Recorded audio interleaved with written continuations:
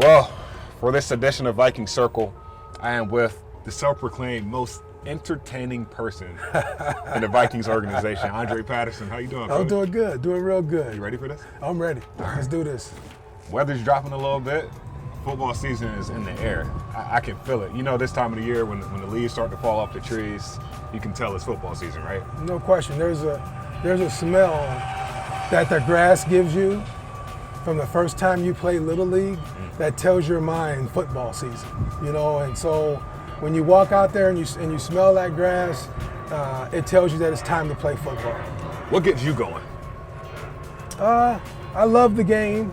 I love being around the players. You know, I love seeing guys get better. I think that's the thing that recharges my batteries all the time, is that I come out here and you see a guy get better every day and improve himself as a player, and that's always the thing that drives me. Well, I feel like you've overstayed your bring your kid to work day. Yeah. But having your son here, I'm sure that's got to be fulfilling also, as well as seeing him coach guys, him better individuals, and then make a difference, right? Yeah, it's been great having him here, and you know, I try to stay out of it because I understand this. He's got to make his own way. You know what I mean? And so I don't want guys to say, hey, the only reason he's here is because he's my son. You know, he went off and he coached college football for 3 years. He applied for the job and went through the interview process, and you know, so I want the players to respect him for who he is as a coach and who he is as a person, and not just because he's my son. And I'm sure he's going to have a lot of stories just coaching the running backs, but none like you coaching a guy in John Randall. Yeah. I know there's got to be some funny John Randall story out there that nobody knows about, right? There's a ton of them. There's a ton of them. Can you share one with us? I'll tell you a great story. Okay. It's my first year here, and you get to the locker room, you know, the old Metrodome, and you would go out there, and Johnny would be out there way before anybody was on the field. And he'd come back into the locker room while guys were just starting to get dressed, and he would just be drenched with sweat, just, you know, shirt all wet, water just pouring off of him, okay? And then you see him a little bit later, he's got like steam coming off the top of his head, and I'm like, wow, how can you sweat so bad that you got steam coming off the top of your head, you know? So I said, you know what? Next time I'm gonna come early and go down there and see what's going on. So I get down there early. He's in the stadium by himself, and he's working pass rush moves, 100 yards down the field, 100 yards back. He's running sprints. He's working pass rush moves on the goalpost, right? So then when he's done, you see him, he's on the far end of the end zone. He takes a full sprint to the tunnel and sprints up the tunnel, right? Yeah. So I'm behind him, right? And I get up there, right? And so he gets in the locker room, I see him go by, so he's just sweating like normal, right? So then I see him go in the back, and you know how you have the hot water cooler? Yeah. And you got cold water and you got hot water, right? Yep. So he takes a cup and he puts hot water in this thing, and then he just, just pours it all. I was like, oh my God. I was like, oh man, this is unreal. So the guys tell me it's my first regular season game with the Minnesota Vikings. And the guys tell me at pregame, whatever you do, don't touch Johnny. Okay. So I'm like, forget that.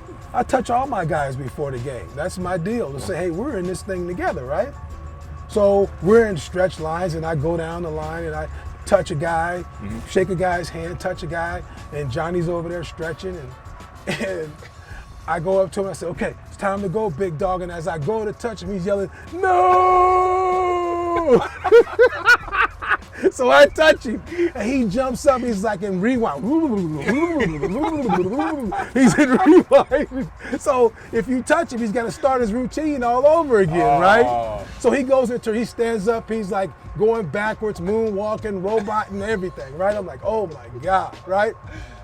So the next week we go play. And he had 2 sacks in that game, right? So the next week we go play, I'm walking down the line, I'm like, okay, do I really want to go through this? You know what I mean? Yeah. So I go down the line, I touch everybody, and I get to him, and I just stand there and stare at him. He goes, Trent, not gonna touch me? You not gonna touch me, Dre? What's up? You not gonna touch me? You not gonna touch me? So because he got the 2 sacks, now he wants me to touch him before the game. So it was always stuff like that. So I'm pretty sure that stayed intact while he played. The whole time, the whole time. Lastly, would you say the identity of this team is defense or offense? I mean, I think the games are going to tell you is our offense scoring 35, 40 points a game? On defense, are we holding people under 13 points? Averaging 3 sacks a game, keeping people under 85 yards rushing. I think that's what ends up telling you what kind of team you are, and whether your team is relying on offense and defense. Through the first half of the season, you're starting to figure those things out about who you are. And the one thing that I've learned through my years in this league is every year's different. Yeah. When I came in here in '98, everybody was talking about the Vikings defense. You know what I mean? That's crazy. And then all of a sudden we draft Randy Moss in the '98 draft. And Randall Cunningham comes in to be our backup and now ends up being our starter, right? And so you already got Chris Carter and Jake Reed, all right? And so then all of a sudden the offense became the deal. Now nobody saw that coming, you know what I mean? Yeah. But it became the deal. Yeah. And so that's why every year to year, it changes, and you just got to be able to ride the roller coaster of what this year's team is going to take us through this year. I'm looking forward to it. I feel like there should be a part 2 to this at some point, whether that's this year or next year. But Dre, I appreciate your time. Great story, great energy. Always a pleasure. Anytime for you, man. Just let me know. Yes, sir. Best of luck this year. Thanks. Viking Circle.